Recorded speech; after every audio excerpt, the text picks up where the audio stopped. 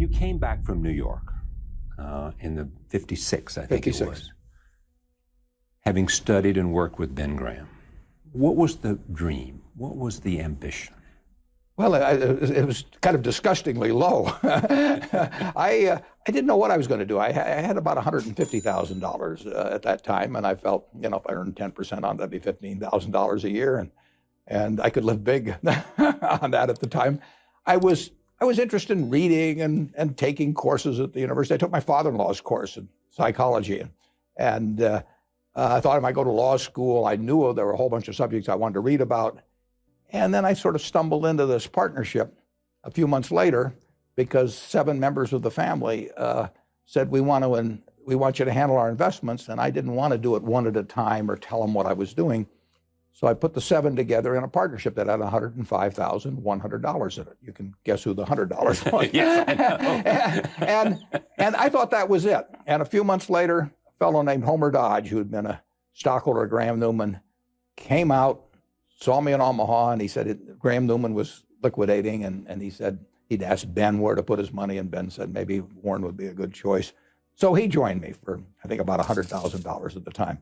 And then 4 months later, some fellow in Omaha that read the legal notice, actually, a friend of mine called me up and said, what are you doing? And I told him, and he did it. So yeah, I just kind of stumbled along. You kind of stumble along. Yeah. All of a sudden, you have a partnership, right, and you're making money. And I couldn't sell Keo now, understand? But the partnership did well, and part of the partnership was buying what looked like cheap stocks. Berkshire Hathaway looked like a cheap stock.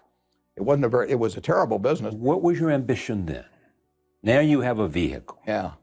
Well, I started out by thinking I was a textile expert, but, I was disabused of that notion fairly fast. I really did. I thought, what do these guys know about making textiles? They've only been doing it a few hundred years. I mean, the Egyptians, I think, figured out how to weave. But I've been in Omaha for a while. That's right. I know a lot about textiles. Just turn me loose at the plant and see what happens. So anyway, what happened was right at that period, the textile business was good for a very short period of time. And so I was like a duck floating on a pond when it was raining. I was going up in the world, but I thought it was because I was flapping my wings, but it was that damn rain that was coming down. And then when it quit raining, I found out, what do I know? Right. Yeah. And then we went into other businesses. Yeah. And so all of a sudden, was it, you went into other businesses, meaning you had some cash flow coming in? We had some cash, not very much, yeah. But we had some cash around. And when Jack Ringwalt decided to sell his insurance companies in early '67, we paid $8.7 million, I think, $8.4 million, I guess it was, $8.4 million. And we had, in Berkshire, we had, I don't know, maybe $4 or $5 million around. Maybe we borrowed a few million. But so that was your first entry into the insurance business. Why was the insurance business attractive? Well, it does control money, and if you've got somebody that's doing a decent job on the insurance end in underwriting, it gives you money to invest on my end. How much of your revenue comes from the insurance business? Well, a lot comes from insurance, and then we have a lot of money that's generated by insurance. Right. So insurance has propelled our growth. There's no question about that. Because it gave you money to work. It gave us money to both invest in marketable securities and also money to buy businesses outright. And then in 1965, you have a chance to take over. Right. Berkshire. What happened? After a while, I realized what a lousy business I was in. And we didn't get out of the textile business, but I decided that to the extent we could, we'd try to add on other things. Interestingly enough, Charlie, I'd have been better off if I'd done all the subsequent things without putting them in Berkshire originally. I mean, if you just talk financially, Berkshire, the textile business was a drag for 20 years. So if instead of buying these things for Berkshire, we just bought them in a separate entity, Then why didn't you do that? I don't know. But it worked out fine. But I don't know. But everything worked out. But yeah. I mean, if you look back. Looking back, it was a big, fundamental, wrong decision from a financial standpoint. To get involved in the textile business at all. Yeah. I should have just gotten out of that and gone on and done these other things. But tell me why you didn't. I kind of stick with things. It's that. Yeah, I really do. I mean, it's just my personality. I mean, I'm driving a car after 8 years. I'm living in the same house after 47 years. Your net worth about that time was about $6 or $7 million.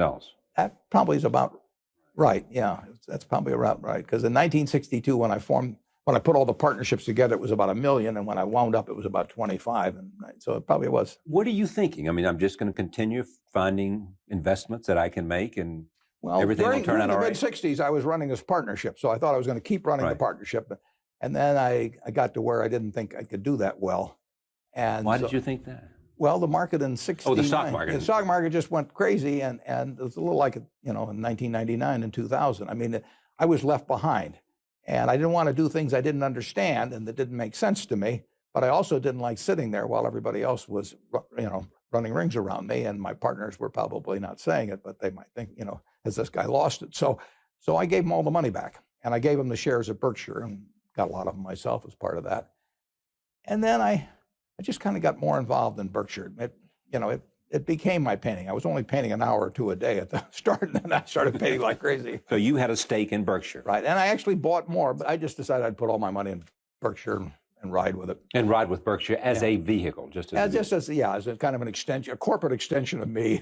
Yeah. And are you out of the textile business by then? We got out of it. No, we did not get out of the textile business for 20 years. I even bought another textile company. I mean, this is, I'm going to confess. This is like a revival meeting now. I'm going to just go up to you and we need that. Forgive me, will you? Because I bought another textile company. I bought something called Wambeck Mills in Manchester, New Hampshire. Why did you do that? Only my psychiatrist knows. I thought I was going to solve something by doing it. I mean, I solve something? Well, I mean, I thought that these two put together would do better. Some crazy thing. I mean, I did it myself too. No management consultant told me to do it. So it was about 85. I mean, 20 years later, before we got out of the textile business. They got out of the textile business. So I said it's a little bit like watching a parade with all these other textile companies, and you stand up on your tiptoes, and then everybody else stands up on their tiptoes too. And all that, you don't see any better, and your legs hurt. And that's what happened with textiles. In 1973, which may be your first run at the Washington Post, you began to buy shares. Yeah. How did you come to the conclusion? I'd looked at the prospectus in 1971 when Charlie and I first met Kay Graham one time, and they were going public right at the time of the Pentagon Papers. And then in 1973, the stock got very cheap because their television licenses were under challenge by B.B. Rebozo, Nixon's friend, and the stock went from, I think, like 38 to 16 or so in a very short period of time. And when it got down to around 20, just in a few blocks, we bought almost 10% of the company, and that now is about 18% because they've repurchased shares.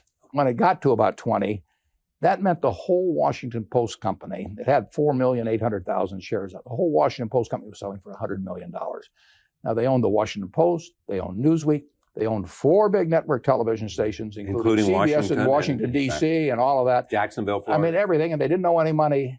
And if you had taken those separate parts, you literally could have been out in the middle of the Atlantic Ocean, at midnight in a rowboat, and you could have sold them for $500 million. People have been swimming out in shark-infested waters if necessary. And you could have had all of it for $100 million at that time. For $100 million. I mean, you weren't going to get all of it. Here's what I don't understand. How come 95 people didn't see that? It was amazing. We were buying it from big institutional investors, and they were bailing out of it. And if you'd asked any one of them what the pieces were worth, they would have said something close to what I would say, but they thought the stock was going to go down. So what? And the stock did go down. In fact, after we bought it, it went down a little more. So what? Warren Buffett believes that I'm not looking at the price of the stock. I'm looking at the value of the business. I'm looking at the properties, and I'm looking at the Graham family. I mean, that stock we paid about $10 million for is probably worth $1.5 billion or more today. And they haven't $10 million, and it's worth $1.5 billion. And they have not struck oil.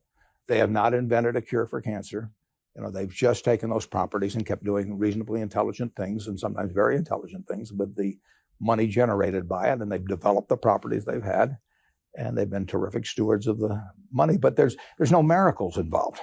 Warren Buffett's journey from starting with $150,000 to building an investment empire underscores the importance of patience, staying within one's circle of competence, and seizing opportunities when they align with thorough understanding and attractive valuations. His early missteps in the textile industry taught him invaluable lessons about capital allocation and the significance of focusing on businesses he deeply understands. Buffett's disciplined approach and long-term vision have consistently guided his successful investment decisions, making him a legend in the world of finance. Warren bought into the company without my knowing him. That's why I say luck really plays a role in people's lives. It just does. A lot of people said stiff arm him, he's buying too much stock. He means you no good. And my native instinct was, let's take a look. Let's see what he's like. And everything I learned about him was very good. So I asked him to come and take a look at the company in which he just bought these shares. He had to write me a letter when he owned 5% of the company saying, "Dear Mrs. Graham, I've just bought 5% of your company, and I mean you no harm. And I think it's a great company, and I know it's Graham owned and Graham run, and that's fine with me." And so I got to know him, and I thought, whoa, this guy's really terrific. So after he joined our board, he used to come to board meetings with about 20 annual reports, and he would take me through these annual reports. I mean, it was like going to business school with Warren Buffett. Couldn't have a better teacher. No, it was wonderful. Kay Graham told me that when she met you, she'd never even understood how to read an annual report, that's what you brought to her, some sense of helping her come to grips with the idea of making business decisions. Kay was very, very smart, but she thought, because this had been pushed into her by her mother and her husband to some extent in the past, she thought only males who had been to business school could run businesses. I mean, she had the intellect, but she didn't have the confidence. And I told her my job was to get her away from looking into that funhouse mirror that she was looking into about herself and distorting it, and looking into a real mirror. And when she looked in a real mirror, she'd see a person that was perfectly capable of running the Washington Post or any other company. How long did it take her to learn that? Well, it was, fits and starts over time. But I had the right raw material. I mean, she was good. She was good. And she'd had beaten into her over such a long period of time that wasn't what she could do in life, that it took some convincing. And she had to see evidence of success and all that sort of thing. I said, "Mrs. Graham," I said, "you control this company lock, stock, and barrel, but you're still worried about me." So I said, "What you're doing is you're looking at me and you're seeing fangs, and I'm telling you these are baby teeth." And I said, "They really are baby teeth, but they always look like fangs to you, and there's nothing I can do except take them out." I said, "Even though they're baby teeth, I'm going to just take them all out. So I'm perfectly willing. You call George Gillespie up here, your lawyer." And I said, "I'll sign an agreement that I'll never buy another share of stock of Washington Post unless you give me the okay." And I said, "I'm fine. I want you happy with me. I want you nervous about me." And so George came up, and I took out the baby teeth, and she saw fangs falling to the floor, and we got along great ever. Okay, but you already had we had $10 million invested or not? Yeah, we had $10 million invested. We had 9%, 9.5% of the stock. I told her the smart thing is to repurchase your shares. I mean, and the shares I would otherwise buy, you should buy for the company, and we'll all get richer if you do that. And she had a lot of other people advising her otherwise, but she decided to do it. And that's the reason we now own almost 18%, I believe, of the company instead of 9.5%. The Buffalo Evening News was bought in 1977, right. And I gave Kay first shot at that. You did what? I gave Kay first shot at that. You said, if you don't want to buy it, I'm going to buy it. Why would you do that? I just felt that, she'd been good to me, and we were a big holder, and they were in the newspaper business, and she wanted to buy things. So I just said, I'm not gonna find that I went up to see Vince Mano on a Sunday and bought this thing away from you, so that you otherwise would have bought. So I gave her a shot at it. In 1983, you purchased Nebraska Furniture Mart. That's right. For $60 million. Mrs. B. Tell me about her. Well, this is a woman that walked out of Russia, got on a peanut boat, landed in Seattle with a tag around her neck, couldn't speak a word of English, and the Red Cross got her out to Fort Dodge, Iowa, which is what the tag said. She couldn't learn the language. She moved to Omaha because there were more Russian Jews here that she could talk with. Her oldest daughter started school, came home and taught her the words that she learned. She took 16 years to save $500 so she could start this company, and selling used clothing, bringing her siblings and her mother and father over, $50 at a crack. And in 1937, took $500 and went into business and competed against all these people who had all kinds of advantages over her in every way. And she killed them. And she killed them. Yeah. And how was she able to kill them? She cared about it. She was smart. She knew the limitations of her knowledge, and she was confident within her circle of competence. She didn't get outside of it. And she took care of her customer. She sold sheep. And it took her a long time, but she built the largest home furnishing store in the country in a town like Omaha with 700,000 people. So how did you come to buy it? Well, I was in love with this operation. I mean, that's my kind of woman. I bought it when she was 89. She worked till 103. There was a period there where she left for a couple of years. If you went over to Mrs. B's house, as I did, and very nice house, and you go in, and on her sofa, her lamps, her bed, there'd be little green tags hanging down because it made her feel like she was in the store. I mean, this is a remarkable, remarkable woman. And the punchline, Charlie, is she couldn't read or write. You know, and I think every business school in the United States ought to study her. I mean, what would they learn? They would learn the essence of business. They would learn that taking care of your customer is what it's all about. Taking care of, and by that I mean giving them good deals, you know, which nobody would touch. And she, and working like crazy. I mean, she was there day after day after day, and she had a passion for it. And the truth is, if you took the Fortune 500 CEOs, and I gave you first draft pick on 10 of them, and I'd put them in competition with Mrs. B, she'd win. No doubt. She'd win. Yeah. Michael Eisner was here, and I told him the story. He loved it. And Michael wanted to get the movie rights, and Michael could be very persuasive, but I saw him stand there with Mrs. B's daughter, the same daughter I referred to earlier, you know, who at that time was probably close to 80 or so, and Frances is this tall and Michael's that tall, and Frances is saying, "My mother wants a piece of everything." When you hear an 80-year-old say that her mother wants a piece of everything, I mean, that's great. So Mrs. B wanted them, whatever they were going to do, she wanted a piece of the action herself. Yeah. If they were going to make Mrs. B dolls, she wanted to own a piece of it. And they didn't teach that in any business school to her. She picked that up from, right. That's exactly from understanding right. ownership was everything. She understood business. And she understood people awfully well, too. In 1988, you started buying Coca-Cola. How come? I don't remember exactly. Probably read their annual report. Probably read the 1987 annual report, and I've watched it some, but there just comes a point, there's a tipping point, you know, in terms of knowledge you've accumulated over a period of time, price changes in the stock, which had gone down some. They were heavy repurchases of their own stock. Roberto and Don were doing a terrific job. Nothing bad was going to happen to Coca-Cola, so I started buying. Most of it in that period from the middle of 88 to early 89, but then a little further on. But we put overall about $1 billion into it, and it's probably worth about $8 billion now. And you have no intent to sell? No. You have said, though, that during the bubble, it got overpriced.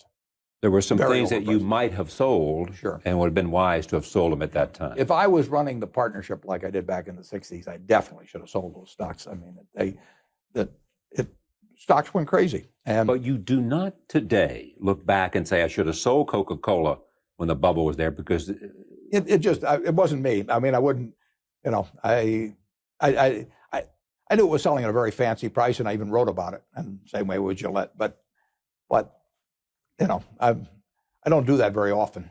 I'm not saying I wouldn't ever do it. I mean, if we went into the wildest speculative orgy in history, and some of these things went crazy, maybe I would sell some. But it's not it goes against the grain. For one thing, wonderful businesses are not that common. And if you get a big position in a wonderful business, not a bad thing. What is the single best investment on a large scale that you have made? Geico twice in my life.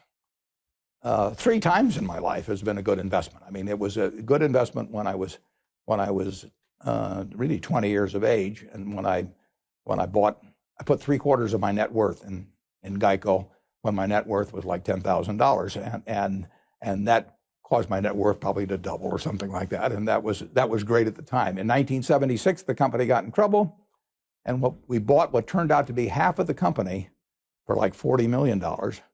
And then in 1995 or so, we bought the other half for $2 billion, and that was a good deal. So it's been a triple play. Help me understand this. You're sitting with more than $40 billion, essentially in cash. Right. You could buy some big businesses, I would assume, for $40 billion. Right.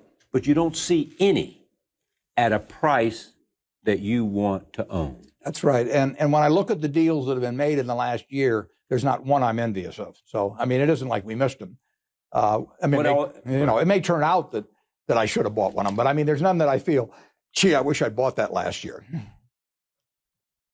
But I hope I buy one tomorrow. I know, but I mean, there's nothing. I mean, you don't look at General Motors and say. I look at General Motors. General Motors is selling for about $15 billion now. There's 500 million shares, 28 or 29, something like that. And the whole General Motors company, $15 billion. And of course, that was the most powerful company in the world, back when I was a kid. So and you could have it in a second.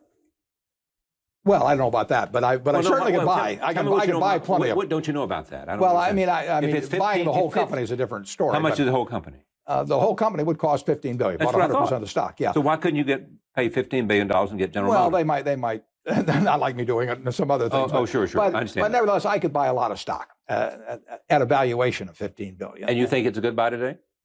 I think it's too tough to figure. Too tough to figure? Yeah. It is a company that sells 25% of all the vehicles in the United States and 1/7 of all the vehicles in the world, and employs hundreds of thousands of people, but it's got some terrible obligations outstanding. Like Fiat, or that's what they took care of? Probably, yeah. But the Fiat deal they solved for $2 billion. Right. But still $2 billion Things out the door. That, yeah. But the big problem was that they really entered into contracts with the UAW that were based on the economics of market dominance, and they don't have market dominance anymore, but they still got the contracts. And I don't blame the UAW. I mean, it was a free will negotiation, but they signed up. I think they're paying like 2.5 people that don't work for every person that works, or something like that. In terms of retirement and health care, and that gets to be crushing if you're competing with people that don't have the same obligations. You've looked at this closely. Well, I look at all the things. When you read 8 hours a day, right. You have a chance to cover a lot of. But General Motors, and listen, I think they're doing a great job considering the hand they're dealt. But General Motors is a huge annuity and health insurance company with a major auto company attached. And unfortunately, the huge annuity and health company has got a terrible bunch of contracts out. I mean, it is worth some big minus number. And the question is whether the auto company is worth a big enough plus number to offset that big minus number, but you can't separate the two. And you can't figure it out? Well, I can figure it out. No, but you can't what? Well, in the end, I can't come to a conclusion that it's obvious that. Well, that's what I mean. You can't come to a conclusion, right? Because you don't have all the facts, or because no, I got the facts. What don't you know? Why can't you reach a conclusion? I don't know whether you can exist with the kind of obligations they've got and 25% of the market and very tough people like Toyota and all kinds of people coming at them who don't have those costs. They call them legacy costs. Here is the dilemma. You got $40 million in cash. 40 billion. 40 billion, I'm sorry. There's a difference. There's a difference, yeah. And you've gotten so big that you got to make a big play. Right. That's your problem. That's my problem. And I thought it was a problem when we were a lot smaller, and it was, but it's a bigger problem now. So what happened? And if I'm lucky, it'll be an even bigger problem 5 years from now. Tell me how the dilemma plays itself out for you. The odds are good, Charlie, that one way or another we will find reasonably intelligent things to do with most of the money, but they won't be as intelligent as the things that we could find 30 or 40 years ago with much smaller amounts of money. Nowhere close. Because there are few there. They're right. It just can't. It won't happen. What's the test? What test does it have to meet? It has to be a business I understand. It has to be a company that I think has some kind of enduring competitive advantage. It has to be a management that I like and trust, and it has to be at a reasonably attractive price. Price is the least important, but it's still important. And you'd like to own all of it? I'd like to own all of it. But not necessarily? But not necessarily. It's a very small It's a small field to. It's a small field when you get to have as much money as we have. It was a big field 30 or 40 years ago. When I bought the Washington Post stock in 1973 and 74, there were hundreds of companies that met my test. It was just a question of, choosing the best. Deciding, absolutely. And the one you like the most. Yeah. The combination. Mm-hmm. You don't have any single candidate right now. That's true. That's why you see these tears in my eyes. It is. I mean, tell me the emotional feeling. I mean, you. No. I don't mean tears, but there is a certain sense of. It's happened before. I mean, I closed up my partnership in '69 because I didn't feel there were any opportunities then in what I was doing, managing money, and there weren't. I mean, at least for me. And in the year in 1999 and 2000, in the general stock market, there was certainly nothing attractive. And we found some businesses then, but it happens from time to time. I mean, I am not in a business where you can do something smart every day. I'm not even in a business where you can do something smart every year. But I may be in a business where you can do something smart every 3 or 4 years. Yeah, but I mean, I read every day about one more big deal by a group of private equity guys in the paper today. Right. SBC. And they're using other people's money, and they get an override, and their calculus is not the same as my calculus. And right now, that enables them to pay way more. Tell me how their calculus is different. Well, they just it's money they get from somebody else that they get paid quite a bit of money on if they don't do anything, and then they get a percentage of the upside and they don't take the downside. I mean, that is a different calculus than Berkshire's. Yeah, you have the upside and the downside. Upside and the downside, and I'm going to keep them forever, and I'm not going to dress up the accounting or rearrange things a little and resell it to the You're not going to take a big fee for doing it. No, so I don't have an exit strategy. And I'm not getting paid just to sit with a whole bunch of other people's money. It's my money. We sat down again with Warren on June 29th, 2006, after he had made some acquisitions since we last spoke with him. We talk about the future of Berkshire Hathaway. Right. The last time we talked about the rise of Berkshire Hathaway, you were sitting on, give or take, $1 billion, about $44 billion. Mm-hmm. You didn't find anything that you were very interested in making an investment. Since then, you've made some investments. Yeah, we've spent over $10 billion this year. One was ISCAR. One was ISCAR, which was $4 billion, 80% we bought of a $5 billion business. Pacific Corp was $5 and a fraction billion. And we're finding a few things. The important thing is to find big things. Okay, for you have a unique size scale problem. I'm looking for elephants. But my question is, did anything change between, say, 2004 and 2006? I mean, because you don't look at the economy as much as you look at the business. I only look at the business. Yeah. I mean, there's never been a business that I passed up that I liked because I had some view on the economy that maybe it'd be better next year. Yeah. There's never been one I bought because I thought the economy was going to do particularly well this year. I look at a business. We're going to hold it forever. If I hold, let's say I live 20 years, that's pretty optimistic, but let's just say I do. In those 20 years, there can be a lot of good years, there can be a few bad years, in the economy.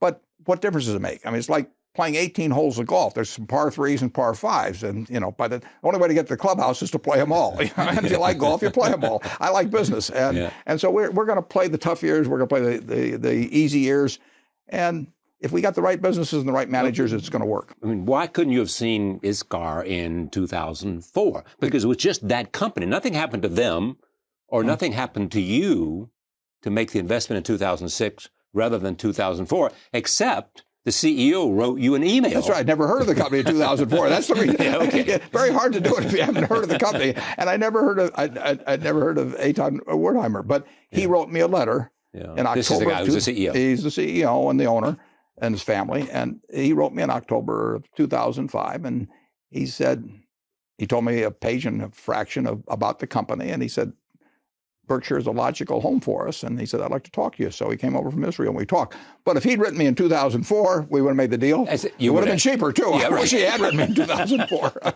But my point is understanding why you didn't see companies was nothing having to do with the economy, nothing having to do with anything other than you just simply hadn't seen one. Yeah. It's availability. It's availability. Yeah.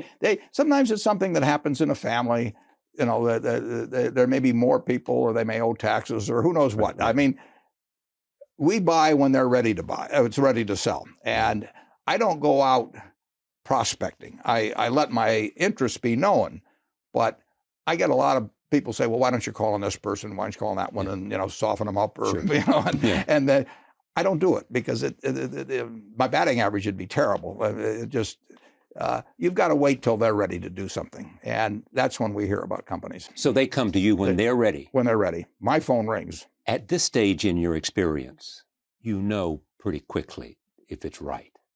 Yeah, but like about 2 minutes. I read the letter from Kathy. I knew it was right. You knew. You can tell.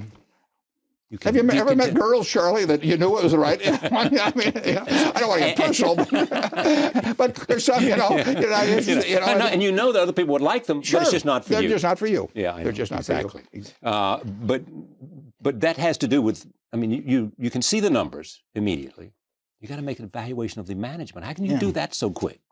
You just have, at this time in your life, it's an instinctive knowledge. Yeah, it's not going to always be right, but it's usually going to be right. One more time for the criteria. It is, in terms of an earnings that... We're looking for $75 million pre-tax. Plus $75 million. You're looking at management. You're looking at... A simple business, one I can understand, which really means simple. And we're looking for management in place, and we're looking for a seller that knows the price he wants for his business. The seller must know the price. Is it a hard negotiation or is it pretty quick? They know what. Very quick because they know that. If I like the price and if it meets the test, I can say yes very fast. It doesn't take any time really, Charlie. Now there's others. If I spent 2 years on them, I wouldn't know the answer at the end of 2 years. But I do know the difference between the ones that take 2 years and the ones that take 2 minutes. And you like the ones that take 2 minutes. Yeah. And you don't go to some investment bank to do the due diligence. No. If I need them. I need a doctor maybe to tell me about my health, but if I need them to tell me about a business, they ought to be running Berkshire. I did not take money from 400,000 people to essentially start farming it out and say, well, I lost your money, but this guy, I thought he was good. It just happened he was wrong. It's my job to know what I'm doing. And if I don't know what I'm doing, I don't do it. Well, we've established that you know what you're doing. No, not always. Coca-Cola is one example. The value of your holdings gone down by about $8 billion, haven't they? You hit it right on the button. Let's keep this quiet. Do you ever say, man, what am I doing here? My commitment to the end is... No. I looking back, I made a mistake by not selling. You could have sold it at the time, 3 or 4 years ago, right? Or something. Yeah, but no, I don't look back on things. Yeah. Okay, but let me just stay with that idea. Yeah. So you look back and you say, when it was $80 a share, I should have sold it because that was at its top, say, or close to its top, and 50 plus times earnings. Right. Yeah. 50 times earnings. But it's not in your blood to want to sell. No, but I do sell marketable securities sometimes. Okay, I don't sell businesses. Right. But I do sell marketable sure, and this securities. is a marketable security. That was a marketable security. As is American Express, as is... Yeah, but I don't sell See's Candy or the Buffalo News. Oh, sure. Yeah, I don't sell businesses. So you're married to them for better or worse? Yeah, I've got one section in the annual report, and I put it in every year, that if a business like that promises to lose money indefinitely, or if they have major labor problems or something, but just because I don't think it's going to do very well, or I could use the money better elsewhere, or because I get offered a crazy high price for something, I don't sell them. I got offered a crazy high price for something here recently that we own. And I told the fellow that called me, I said, I don't do it. You can look in the back of the annual report and you'll see I don't do it. He said, well, I read it, but I didn't believe it. He said, I believe it now. He thought he could buy it, and he found out he could. He named a number to me and it was a good number. It was a good number. If I was trustee of a children's home and that was the only asset of the children's home and it was my responsibility simply to get the best economic result for the children's home, I would have had to sell it to him. Exactly. Since I last talked to you, you have, with the consent, in concert with other members of the board, have chosen the successor? Well, what we have, Charlie, is we have 3 that could do it. And every meeting of the board, we don't have very many meetings, but every meeting of the board, that's the subject. And the question is, if something happens to me that night, who do they put in charge? So they always go away knowing what they would do the next day. Now, there may be a pool of 3, but we have settled on one at any time. And so if something happened to me tonight, tomorrow morning, the board of directors of Berkshire would convene, and they would know exactly who they were going to put in charge. You will run Berkshire as long as? As long as I keep my marbles. And you have somebody that'll come to tell you that you don't have them if necessary. Well, yes, I've assigned that job to my children. I tell them they better all three come in together, because if just one comes, I'm cutting them out of the will. You have said that you want to keep, if you could find $30 billion in acquisitions, you're prepared to do that. Yeah, and you want to just keep in reserve $10 billion. About $10 billion, yeah. Now, why that breakup? Why that? Well, I think that a company that writes the catastrophe insurance and all of that sort of thing that we do should have plenty of liquidity. I mean, I want Berkshire always to be the Rock of Gibraltar. I mean, we've got 400,000 shareholders.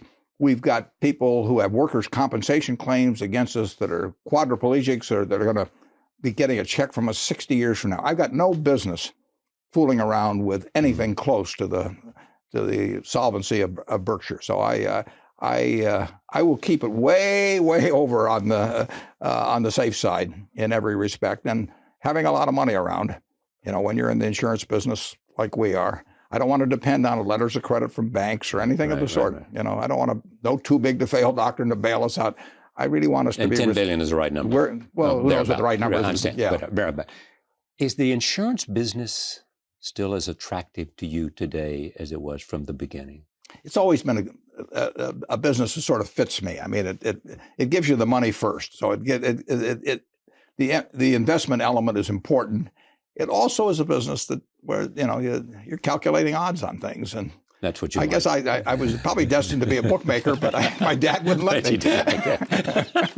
You can calculate odds, but I mean, in the insurance business, is the increasing number of hurricanes, the increasing number of the terrorism is a fact of life today. I think so. No matter how you can write a policy against all those things, I mean, does it make it any less? Is it?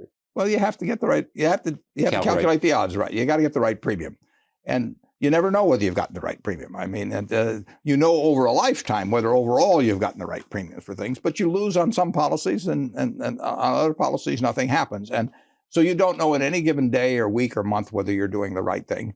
But over time, you'll see whether your judgment has generally been right, and it's an interesting game. Has the scandal affected it all? No, I wouldn't say so. All of the controversy about AGI and AIG. No, we're doing, we do a lot of business. I mean, we've got a lot of different irons in the fire in the insurance business. I mean, we've got Geico, that's auto insurance. So we got a lot of different insurance businesses, and no, it'll be the most important business at Berkshire throughout my lifetime, and probably a long time thereafter. One thing you're doing is looking out to international companies. Is it for the first time? No, I've always been interested, but we haven't been on the radar screen very much for entire businesses abroad. People did not think of us in Germany or the UK or, up till now Israel, if they had a business to sell. Now, I've always looked at international stocks, and we've always owned some international stocks. Tell me how you see the economy today. Well, the economy still is pretty good as we sit and talk today. People, they've taken lots of equity out of they've extracted the equity that's appreciated in their houses big time in the last few years and all of that. But if you looked at the economy right today, you'd have to say it's pretty good. Now, we've got plenty of problems, but they are not manifesting themselves in business today. Do you worry about inflation? I worry some about inflation, sure. Inflation is never gone; it's always in remission, and it's very easy. Never dead, but always. It's never dead. And it's something that is man-made, and governments can create, and it oftentimes seems preferable to some alternative that's in the here and now. So you have to worry about, anytime you have governments, you have to worry about inflation. And what about oil prices? Well, I'm no good on oil prices. I mean, we're using 84 million barrels a day or so in the world of oil, and if something disrupts 3 or 4 million barrels a day of supply, like something happening in Iran, perhaps, the marginal barrel will go crazy. We're on the edge. Yeah, we've got less reserve capacity by far than we had 15 or 20 years ago. When you think about the dollar, I think the dollar over time will go down, because I think we're following policies that in connection with trade that will cause the dollar. I don't know whether it'll be in 6 months, 6 years, 10 years, but the policies we're following as a country will cause the dollar, in my view, to decline. Primarily our trade deficit. Our trade deficit, right. And the flip side of our trade deficit is when we consume more than we produce, we have to trade the rest of the world something for that, and we give them our assets. We give them IOUs of the government. We give them dollars initially, and then they can convert those into other assets in this country. So we are trading away assets in order to overconsume. As you said to me earlier, we're giving away pieces of the farm. Yeah, we'll give away pieces of the farm. We want to consume more than we produce, and so we trade away a little bit of the farm. And we've got such a big farm. I mean, it's this is one prosperous country, but we can trade away. We don't see it day by day, but it adds up, and it has consequences. More severe to you than the fiscal deficit. That's true. Yeah, our national debt in relation to GDP is not extraordinary. I mean, we've had plenty of times in the past when it's been higher, particularly after World War II. And I don't like it when it keeps going up as a percentage of GDP. But a very rich country can stand more debt than a poorer country, and we can handle a lot more debt than in the past. Now, as that debt gets to be more and more owned by the rest of the world because of the trade deficit, it can cause problems down the line.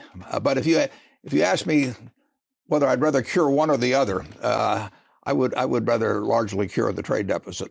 Do you accept the argument that countries like China are locked into this dance with us because they need our market, so they're unlikely to dump American securities? Oh, yeah. And incidentally, if they want to sell American securities, if they sell them to somebody in the United States, they get dollars with them. So they have to buy something else with the dollars. If they sell them to the French now have them, and the Chinese have got a claim on France. But they can't really get rid of them. They can change their asset preference about the American assets they own, but China can't get rid of American assets, basically, or the rest of the world can't, unless we start exporting as much to them as we're importing, and that day is coming. But there are people who will suggest that there may be some catastrophic day, and we had that little tremor from the South Koreans about a year ago. There could be a catastrophic day. I don't know the answer to that. I mean, but any time you have huge imbalances in the world, and you have lots of people on hair triggers trading currencies and stock and bonds, you have the potential for catastrophic days. Back to the fiscal deficit and your sense of where we are. A lot of people look at the budget that they see today, and they look 10 years out, and they say with a baby boom generation coming in and Social Security and Medicare, that we are looking at a huge problem downstream, that either we got to raise taxes, cut spending, or change the age of the beneficiary. Yeah, we have to change the promises. I mean, a lot of what you see coming down the road as really large looming problems revolve around promises. And we won't, in my view, ever change the promise on Social Security. We may change it when you get into Medicare or something of that sort. No politician will suggest that. No, they wouldn't. But this country has incredible resources. It has more resources per capita than it had 5 or 10 or 20 years ago. I mean, we're not going backwards economically as a nation, but we have made a lot of promises.